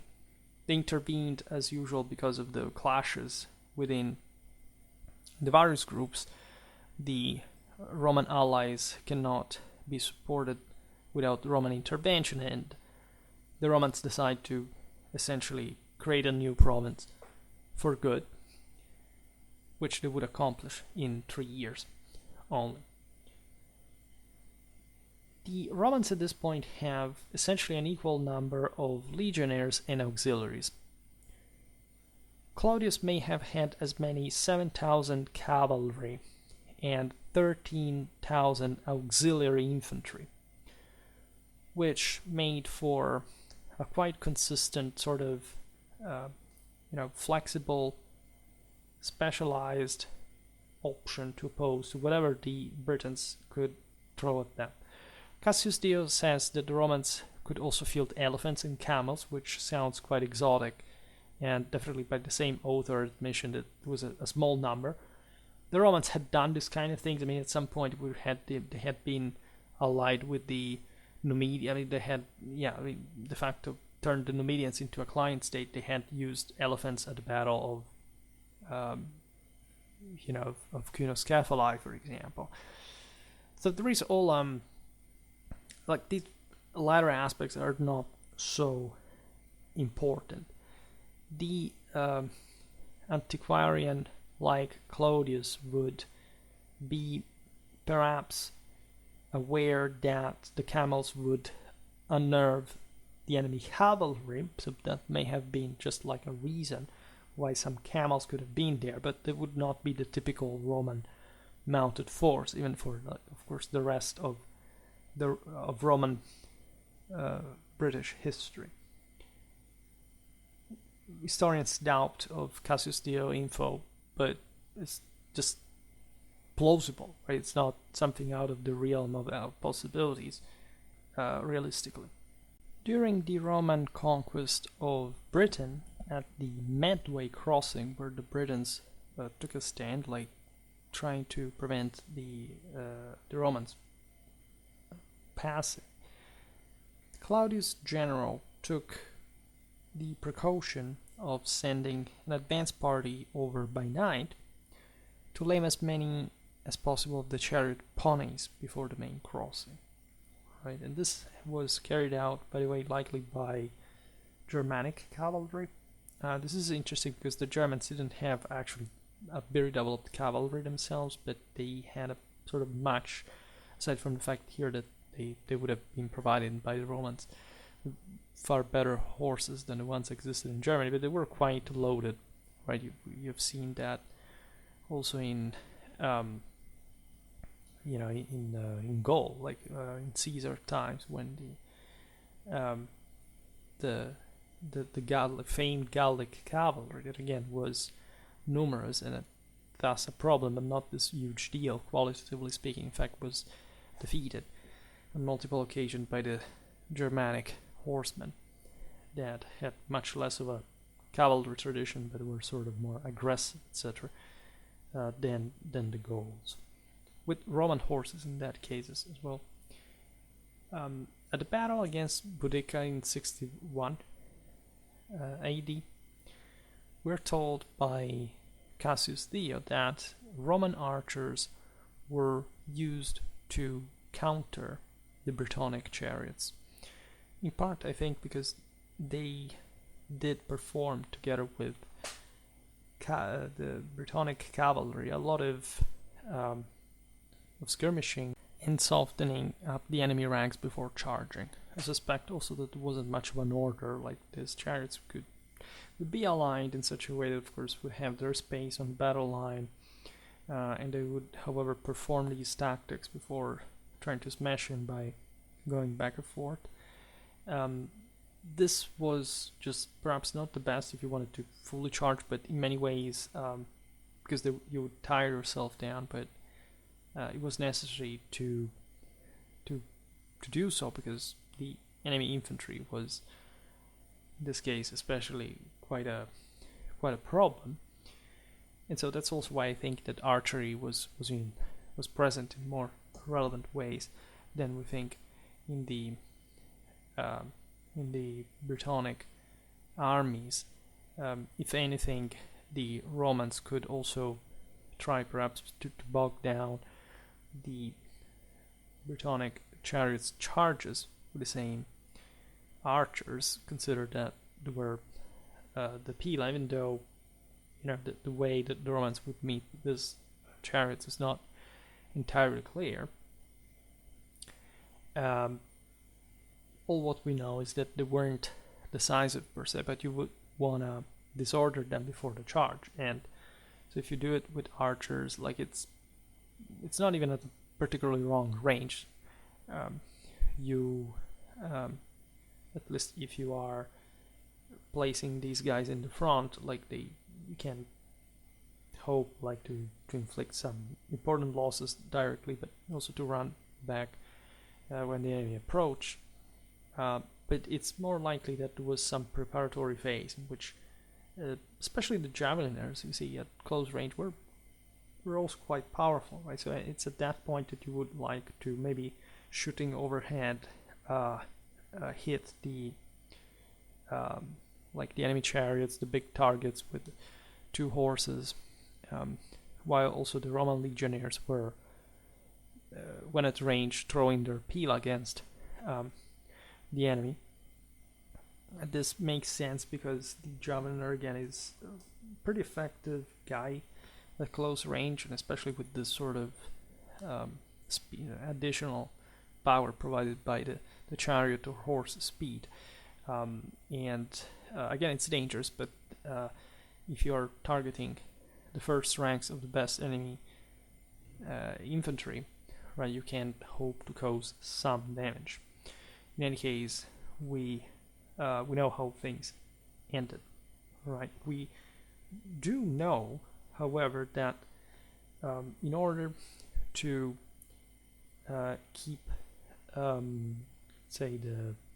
of all, to keep the Brittonic horsemen occupied, the Romans sent their own horsemen. So apparently, in this case, the chariots were not being supported directly by the horsemen, if not in the sense that they were stationed in different parts of the battle line, which sort of makes sense because it's the big battle, big showdown, so you would try to have them orderly separated. This could easily be carried out by the Britons. Again, they did have that capacity. So the sense is that the chariots were coping instead with the Roman infantry, right? And we're told that the Britons, in order to keep the Roman archers away, they sent some infantry on their own. This may have been javeliners, right? Some of the chariots managing to charge home into Roman infantry in one of those epic suicidal fashion that we were looking at before. So you understand that this was not like, okay, these are chariots that are simply aligned to smash into heavy infantry. No, right? They need adequate preparation, and this infantry sent to fence off the Roman archers are surely some javeliners of sort, because you know, you don't do that with heavy infantry, right? And so here we observe how essentially this is the proof that the Brythonic chariots were just were skirmishing, right? And maybe in some cases they wouldn't even want to come under the Roman firepower, right? But some of them do manage to smash into the enemy lines, because also properly some skirmisher of theirs had already sort of trying to clean up the ground between the chariots and the Roman infantry. At the Battle of Mons Graupius in 84 AD, the Roman cavalry of Agricola drove off the Caledonian chariots without any aid, right? Possibly because there is actually nothing of the enemy cavalry at the battle. So you see that actually cavalry is alone superior to these chariots if there is no actual support of them. But we're not entirely sure, however, that the Caledonians wouldn't make use of horsemen in this battle. Actually, doesn't make much sense. So it's more likely that just the order, the discipline, and the collective training, the alignment of cavalry was enough to dispense of the enemy chariots. Sort of makes sense considering this picture of relative disorder and sort of an almost like missile harassing faction rather than one of real shock force, right? Water crossings are to be carried out against Brittonic resistance by the Romans, the Medway and the Thames in 43 AD and also in Mona in 61. In each case, the procedure was the crossing covered by artillery fire plus a flanking maneuver carried out by swimming cavalry, probably the one of the Batavian allies that were sort of habituated of fighting right across the Rhine in some sort of marshy lands and so on, that could carry out these amphibious operations, which had happened out of the sight of the defenders, so that they would fall on their flank without them knowing, or at least in time, and not knowing that they had crossed, so not being able to intercept and whatever. And this shows what we were saying before regarding the limited capacities of the Britons just to be able to counter complex maneuvers of the enemy, even though it could have been just a failure in reconnaissance, in intelligence to some degree. The Romans, of course, have the means. They use this also artillery, which is very effective to dislodge the enemy from specific corridors, like it could be the one of a crossing. A few practical material effect, let's say, but an important psychological one also, because these Britons have technically never seen this stuff. I mean, at the time, maybe, surely some Roman catapult was left behind by Caesar at the point, and they knew what catapults were, but in general, like seeing them in action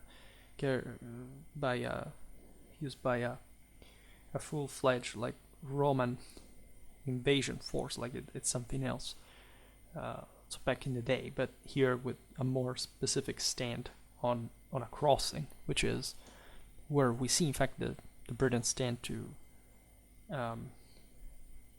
take their stand, because they think that naturally there is a dramatic disadvantage in the river crossing that is notoriously one of the single most dangerous situations you can find yourself in, because you have to break the line essentially to squeeze yourself into the crossing path, and then you have to reform on the other on the other bank, and the enemy in the meanwhile has hopefully already gained an advantage. I mean, from his side, hopefully gain an advantage over you, like put yourself in this condition of inferiority, like you narrow front, not fully deployable unit, and these guys targeting you, like especially with all this missile harassment and one-to-one interesting sort of challenge, right? But if you are, see, that's why artillery is important. It covers you to a degree that sort of can scare the enemy away, and give you enough space to push. And this is the to deploy, etc.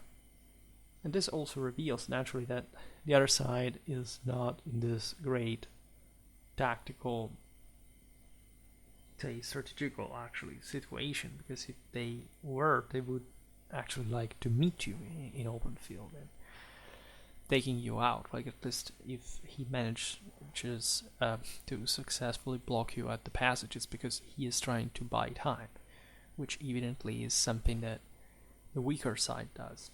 Right, so this is basic strategy in many ways, unless he wants to simply keep you out. But if you can't, if you have this advantage, you can't even break through because you have the tactical means to do this. Like in this case, it's another story. The Romans would take the Brittonic hill forts by clearing defenders from a section of rampart or a gateway with artillery, which outranged the defenders' slings. Naturally, the Celts did not have artillery.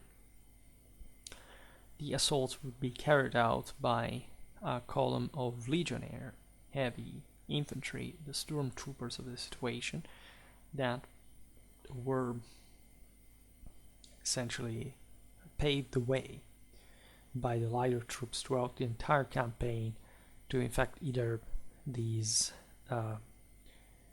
breakthroughs in the enemy fortifications, or in the major pitched battles that were also prepared in a way that, like the last battle against Boudica is perhaps the single best example of this. Like, the Britons just like concentrated in one place, Roman legionary infantry, steamrolling them in a bath of blood. Right, that's what they did best. Proving, by the way, like how the Romans to hand combat were just, far superior than what the Britons could put together and concentrate in that large fort. The approach to the enemy hill forts would be carried out normally in testudo formation, so minimizing, in the absence of any other better cover, the losses by putting your shields above you. This is something that, again, it's like the shield wall for Vikings, like the entire internet thinking that, I don't know, the Roman testudo or the Norse shield were a big deal. Like, every single people did this. Like, it's not a shield wall is technically not even a tactic of some sort. I mean, it's just, you're gonna have troops in close order that have the shields in front of you because they're going to defend themselves. That's not like they have to fight with their spears, with the swords. That's just like more like a functional thing against enemy missiles, like the testudo, fundamentally, than much else. Where you're not literally achieving who knows which tactical advantage or capacity by just interlocking shields. By the way, in that sense, mostly by some sort of levies that were not even, like, in fact, the Norse true heavies that would fight in a more, disciplined collectively, but also individualistic way, a bit like the Roman legionnaires, in fact, that had the famous sort of shingled shape combat scutum, typically at this point, at the peak of that sort of early imperial way of fighting that became the most stereotypical and appreciated. But of course, approaching the enemy hill forts, you want to simply put your hands under a shield. You want to minimize any loss due to missile, and again, we have the goals doing the same at some point. It's not, I don't know how to say that, these are not special things or nothing more than simply a practical, obvious, emergential precaution you have to make in that situation, because you have to advance under enemy fire without cover, right? If not one of your own shields. So once through the defenses that evidently were small, like these hill forts were not made, as we've seen, to contain large amounts of men, this would actually reduce drastically the capacity even to hold out, as a bit like in the Middle Ages, like also in the ancient world, like a few men could defend these citadels effectively. The Romans, again, using artillery and this heavy infantry to storm, be pretty much the normal siege tactics of these millennia. And so once entered the enemy hill fort, the Roman testudo would open. The formation could deploy into a proper fighting line and either attack or awaiting reinforcement, right? And at that point, whoever was inside was pretty much screwed, or at least there would be fanatic last stands, but most of the times, like, they were just outnumbered and desperate against hell of, like, essentially the best infantry in the world. Meanwhile, the Roman auxiliaries could be demonstrating against the other sides of the fortress, right, distracting some of the defenders, preventing flight, or simply they could participate to the assault, right, and helping to say distract the enemy in that way, diluting, right, the enemy defenses along the perimeter, and allowing the legionnaires, like, to have a much easier. Again, the auxiliaries are very underrated in the baiting, and sort of like all the dirtiest jobs were carried out by them, because they were expendables, and they were the ones who were there working for the Romans in order to be elevated to their level politically and civilly and more. There is like a difficulty for the Romans in the offensive, because as you understand, the Britons, given their average strategic and tactical inferiority, were elusive and thus difficult to catch up. This is, again, not a broader problem in a, say, absolute sense, because that means that they're literally giving way as you advance. But if you wanna, of course, chase these guys, because they're going to entrench somewhere where they can still be dangerous, and you wanna avert, like, other losses and in general instability, you must go meet them. That's your strategical objective in most of the cases. Like, the convention, thus, for the Romans grew up of keeping the heavier legions in reserve in a second line, while these hide and seek sort of strategies would be carried out together with a lot of hit and run tactics in the process by the auxiliaries, which, as you know, were specialized in different, the cohortes, the ally, so they were very versatile. They could come from different places, but in general also were simply more expendable, right? And so the legionary infantry would intervene only when there was a major enemy concentration, like a major strategic threat, like an entire army, or a major fortress to besiege, right? And over time, since Caesar times, let's say, the Roman infantries had been strengthening, right? Augustus reformed the army, sort of allowed for this more definitively permanent type of units that would be also more regularly supplied, equipped, etc. So that before these campaigns, the Romans would accumulate a great amount of surplus of resources, and the legions were sort of pumped like to be the best they could. Like in this case, like in the Roman conquest of Britain, it would take 3 years of continuous campaigns, by tens of battles, even by single legions, to knock the enemy down and clear like the resistance. All right.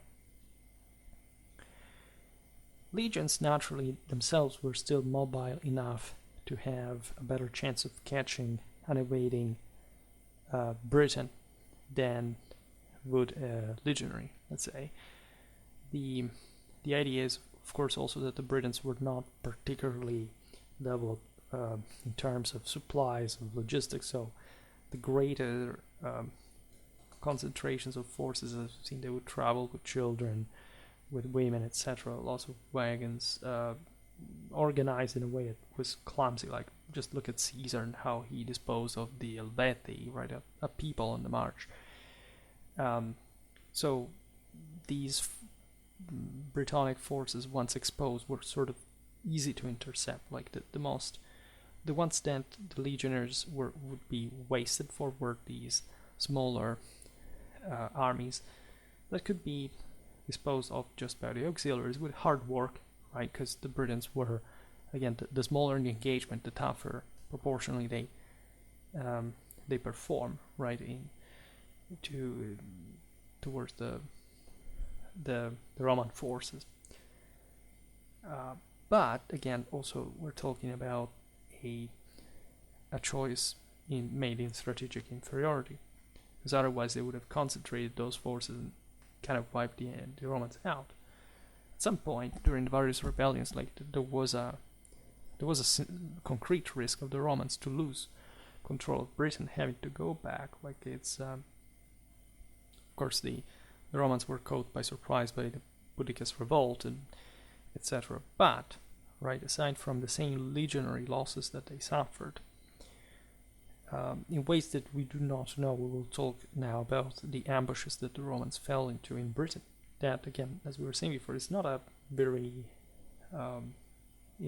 easy land where to fight, right? It's sort of medium. It's just most like the climate, the enemy, the difficult terrain. It's all a combination of factors. Just imagine what Britain was like in the 1st century AD, right? In terms of forests, of say unreclaimed areas, like that must have been quite a sight, by the way.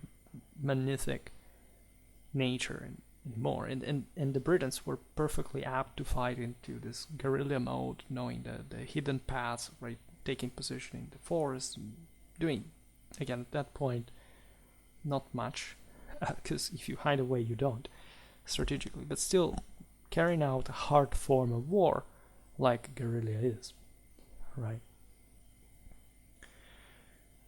So the Roman cavalry were to sort out any chariots.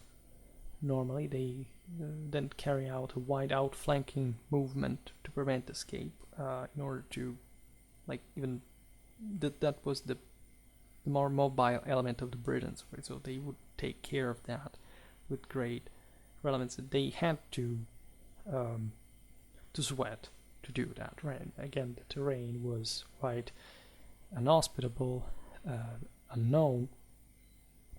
Think about even just the legions revolving around this terrible place in the far north.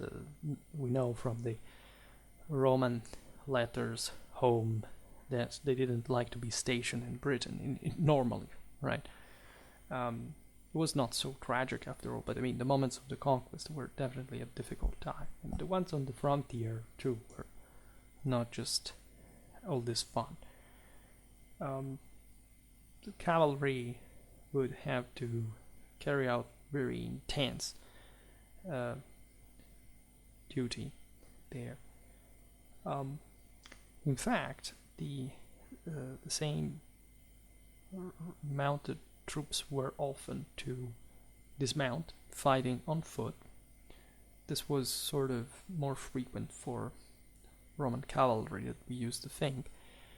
They had also to flush routers or intending ralliers out of the woods, dislodging them from there. It was an incredibly thankless job, using auxiliaries that came from places like Germany, in this case, would be useful because they sort of had even tougher experience than that one back home in the woods. The legions would follow behind in good order, like they entrusted again the auxiliaries with these tasks, and they would of course support them in case of need of a reverse, God forbid. And examples of this sort of combat are, for example, the ones against Caradoc, Carthagos, Desiderius in 51 AD. In a sense, also Mons Graupius. Also think about, again, being careful about chasing an enemy that go running into a forest, right? You may not know what's in there. The Romans surely suffered serious reverses in Britain at different times of their dominion, the domination of the island.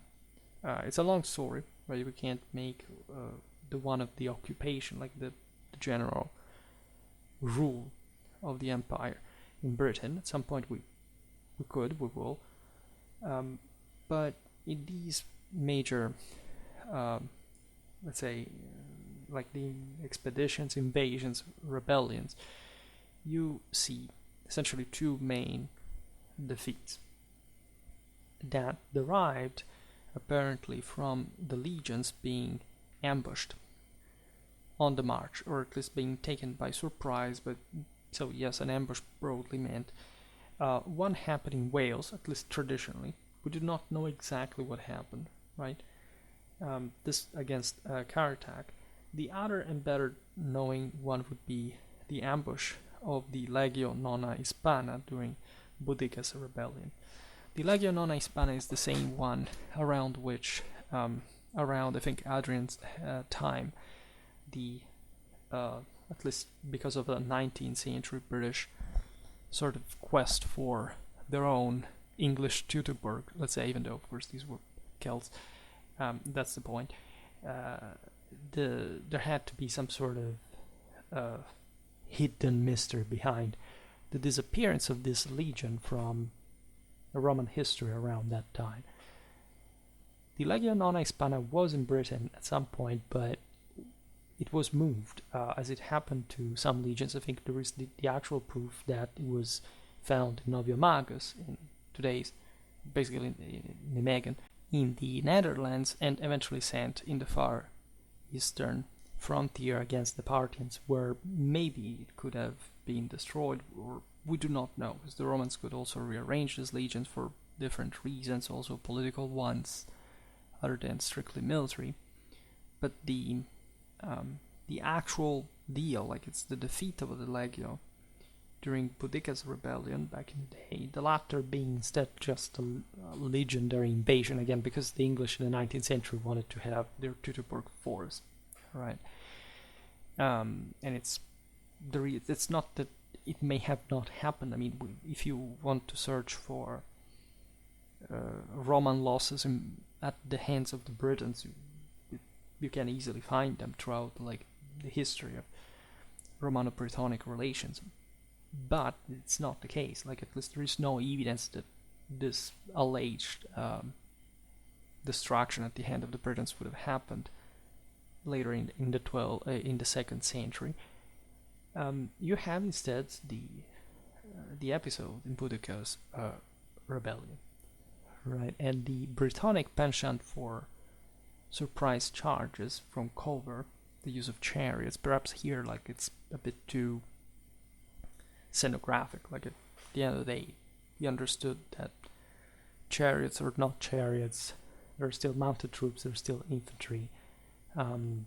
Yes, you can think like in movies, like the typical, ambush that lasts, 3 minutes and everybody's dead. But as we know also from Cavalry and the Battle of the Teutoburg Forest and many other instances, of course, to take out a legion in an ambush, it took some, quite a while. Well, in that case, were 3 legions, but this could have been smaller. But in general, it's not. You don't have to think it in a tactical sense. You have to think it mostly in a strategic sense, because still the Romans retained some important tactical superiority. The enemies had to be many just to take them out, even in that condition of asymmetry and grave inferiority, like at the Battle of the Teutoburg Forest. That in fact is, what is cool about it is, that's what cool kids look at. It's not much, oh my god, we're hiding behind the trees and, let's not have ourselves spotted, whatever. It's the political capacity of Armenians to be able to gather so many forces from so many different tribes, right? That's the thing, right? And we know that Germans suffered heavy losses during the battle as well, but the main political objective was achieved, because naturally the life also of a German was much less than one of the Roman, and they were willing to sacrifice it in that way. So here is a bit the thing. You may think of, a Roman column being attacked from the side by hidden chariots to break up solid knots of soldiers, right, attempting to rally. And it's surely, at some smaller level, it may have happened. I mean, surely at some point in history, a Roman cohort was taken out by the Britons in that way.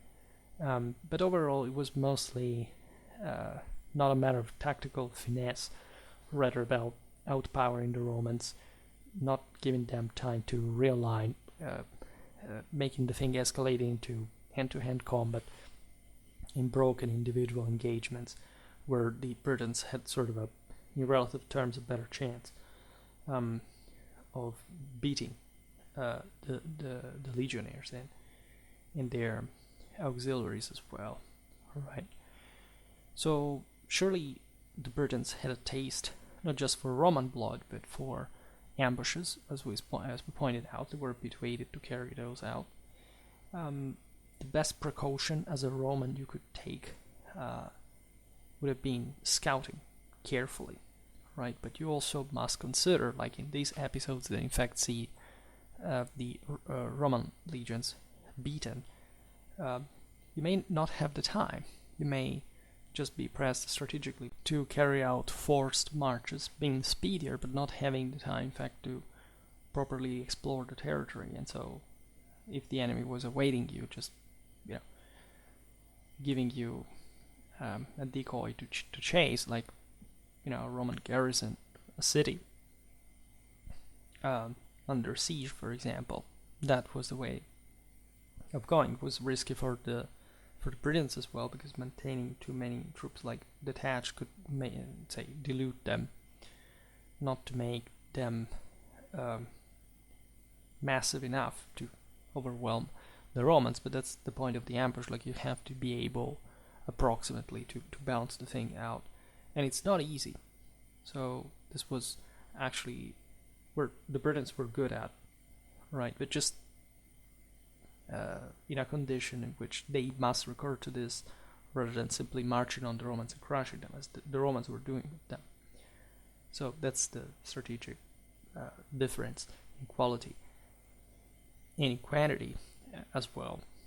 The next best thing you would like to do would have been maintaining, of course, also a rigid march discipline, being quite careful in general, with every man ready to fight.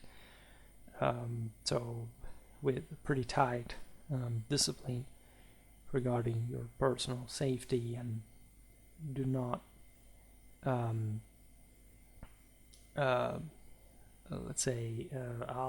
for example, the Roman units to be too close to one another, because they may have, if too cramped, could have easily at that point been surrounded in groups, other than leaving others out that could at that point intervene. Also, you don't want, of course, these units to be too spaced out, so that you also want to keep some degree of contact and communication. But the important thing is also your own ability not to fall in that specific section of the track that is going to be under the ambush, right? Because at that point the enemy,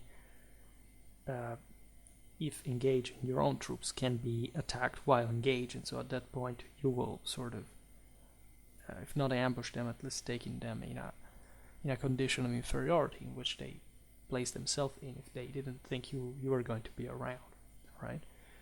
So bottling the Romans up was like the Germans did it. Battle Turipur force with felled 3 logs, and so this was very typical, very standard. We've seen it for so many different, like that's what you do during an ambush, right? You just prevent the enemy properly from moving in the first place, and so also causing difficulties as far as his possibility to maneuver within a certain space, right? If you're bottled, you may have some sort of capacity moving in between, but you may not find a better way out to change direction, doing other things like this.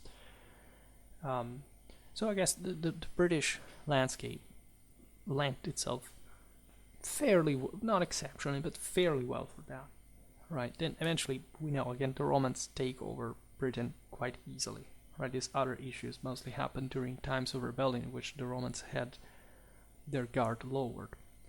But, of course, these attempts are crushed quite quickly as well. There is also a defensive battle that the Romans could fight against the Britons when these were superior in number. For example, if a Roman garrison of a fort was besieged, sort of a typical scenario, but we have to look at an actual Roman army fighting defensively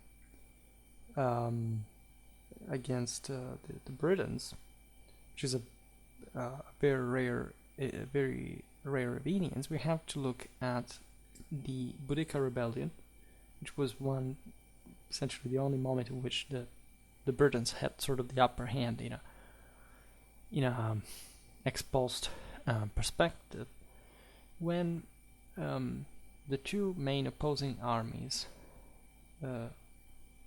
met. The Romans took up position on a gentle slope with their rear and flanks protected by dense woods, which shows how they themselves decided to essentially stand their ground and avoiding, concentrating all their force in in a frontal direction. The legions, in fact, were in the center. Auxiliary cohorts on the flank, and on the outer side, the auxiliary cavalry ally. Right. So this deployment is pretty classic. It's just like perhaps this is the single most, let's say, symmetric, like sort of vanilla kind of Roman deployment, in a broader tactical and strategical sense, at least for the purpose to be achieved. The British chariots were dispensed with through the usual missile plus cavalry system. The legions essentially counter-attacked the Britons down the slope, and they pushed the infantry back while the cavalry enveloped their flanks, having remained uncovered by the destruction of the mounted arm, and the Romans crushed the Britons in a actually quite painful way. This is the battle of so-called Waitling Street, which was essentially the road connecting Londinium to Viroconium. There was Roxette there. There are, of course, as for all these battles, we've seen it also for the Mons Graupius, actually great debates regarding the actual location, because the references are just like the ancient ones, and it's pretty, again, there is no actual evidence other than the historical records and maybe some other trace here and there of this other, aspects. Now where the place could be, but it doesn't. I mean, a great part of ancient and even part of medieval British military history has this charm, right? Like a bit of mystery, a bit of legion, a bit of this help of losing yourself in the mist, and the mystique of that world, right? As they would, as the same Romans and the Britons would have seen this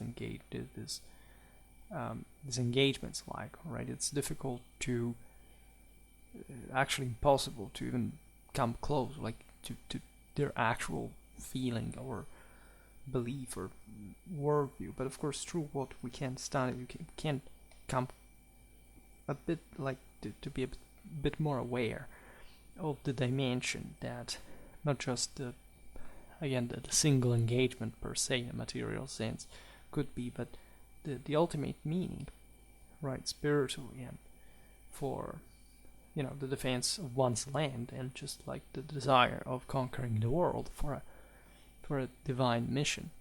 Now it's like we could talk at length. This is, I think, the very first video I make specifically on Brythonic warfare, right? And it is extremely important to come back on it soon with more detail, right? But it is also important to frame everything through a sort of better, more effective overall vision. The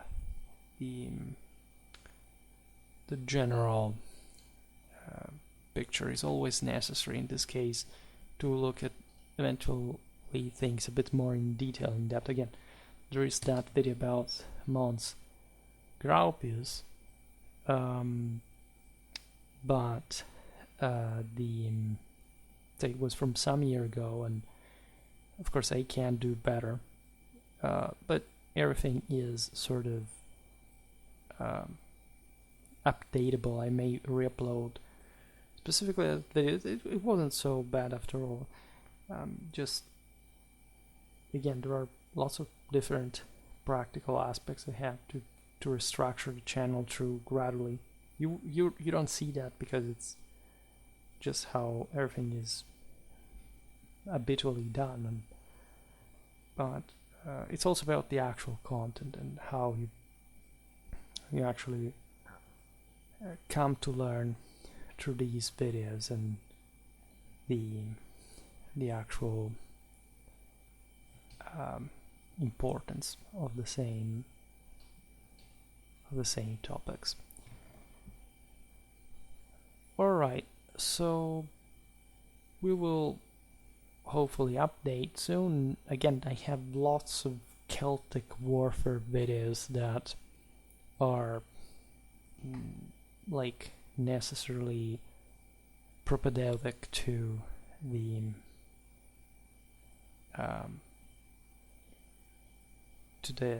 the same Brythonic context that, as we've seen, is not particularly differing from the one of other Celtic areas, except for you've seen this couple of notes and the degrees by which certain dynamic come to happen still at this point. For today, I, however, stop it here. I just hope that you enjoyed this video. If you did, please share it. Otherwise, leave a like. or subscribe to my channel if you're interested in my upcoming content. As always, I thank you heartily for listening to me. I wish you a nice time and see you next time. Bye.